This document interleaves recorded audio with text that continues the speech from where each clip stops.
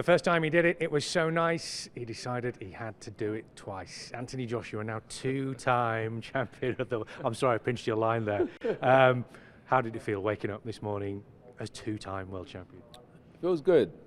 You know, you always think of the flip end of the coin is that I could wake up this morning and it's how it was on June 1st. Or I wake up how I feel today and I wake up as a champion. And it's good to have the belts back where they belong, back in England. And the work begins again, because around March, I'll be defending them titles again.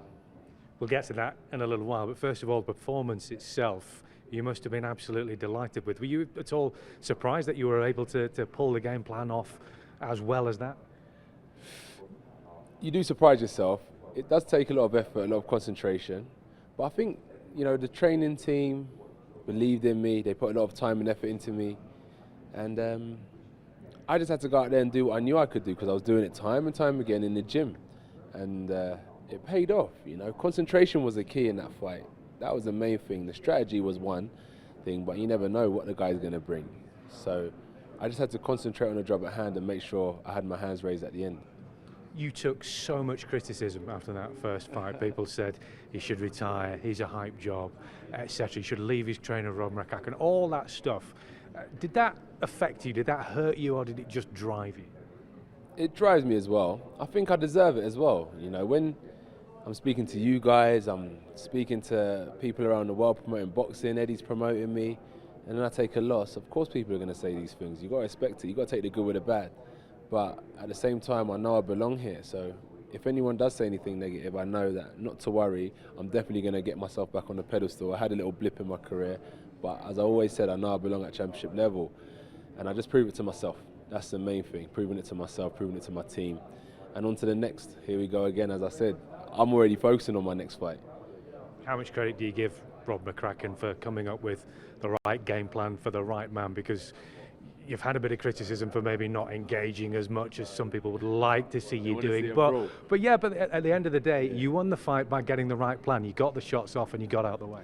Yeah, that was it. So when I started researching boxing back to the old school, I started saying that these guys are all about hitting and not getting hit. This is a sweet science of boxing, so I just wanted to adopt that kind of play when I got in the ring with Ruiz, really.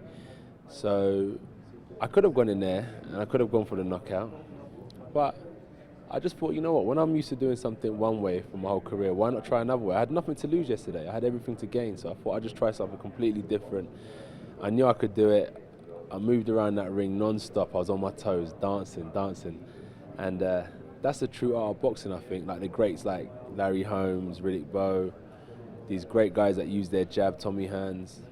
But I didn't want to turn it into a fight like I was Sonny Liston or Floyd Patterson or someone like that, bobbing and weaving, because it goes against my dynamics. The tall, rangy fighter should outbox the small, short fighter.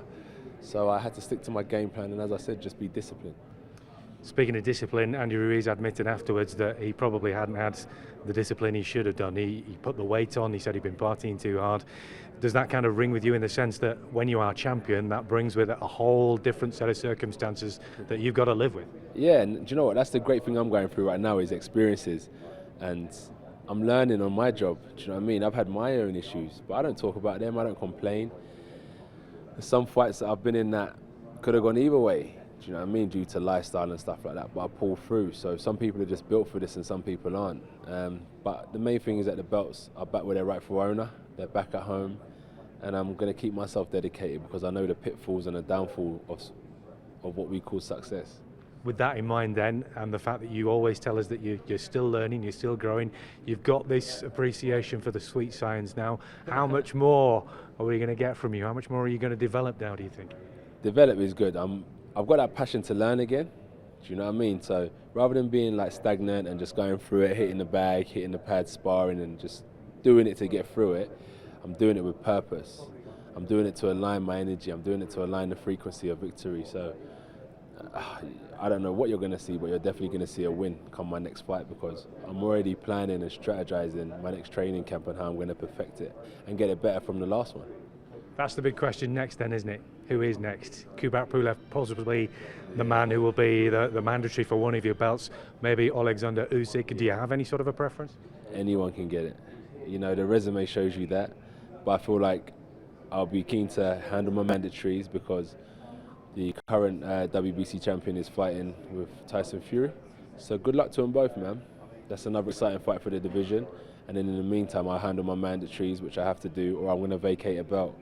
And I've just worked hard to get them. I don't want to give them away. If you want to take it, you have to earn it. So whoever's on that list, I'll be ready to fight come around March times. So as far as the mandatories are concerned, get those out of the way, but everybody will always talk about unification and undisputed. We've always talked about it for years. I know it drives you mad, but it's still got to be there at some point. We've just got to be patient. I don't want to say we've got to be patient because it seems like I'm the one saying that. I'm ready. Do you know what I mean? I'm ready. I've got my belts back. I'm ready to fight him. But I'm not even looking too far into the future anymore, because what that does for me, what I've learned, is that it takes your eyes off the steps in front of you. So if I just go step by step, by the time I get to unification, I would have been like well ready, and it would be well in front of me, rather than being at point A and I'm looking at point G. I'm just going to go over all my steps, all my processes, knock them down one by one, and then when the big boys are ready, you know, Britain's here waiting to become the next undisputed champion of the world. You know, I put my fist to the air because I really want to make that happen. And after a couple of fights on the road, would you like to come back to the UK and have another homecoming fight? Yeah, I can't wait to get back home in general. Just to sit like in my sofa, in my couch, and just watch TV, watch Homes Under the Hammer, and just chill out. Do you know what I mean? I just can't wait to just get back to my normal routine, because there's nothing like comfort. And yeah, man, I definitely think fighting back in London will be good. Eddie's talking about maybe Tottenham Hotspur Stadium, something like that. Yeah, I heard they built a lovely stadium. I haven't been there yet, but I heard they built a lovely stadium. But anywhere's good for me. Anywhere's good for me. As long as it can fit enough people in and there's enough passionate fans, I'll fight anyway. So now go home, have a little break perhaps, and then get yourself back in the gym and start all over again. Yeah, so just had the fight finished and done, wrapped up, get back, chill out for a couple of days. I'm going to get back in the gym. Nothing major, just swing the arms, loose, just loose. Keep the body moving, because I think that's the key to my success, is just keeping my body moving. Don't get too stiff, stay loose.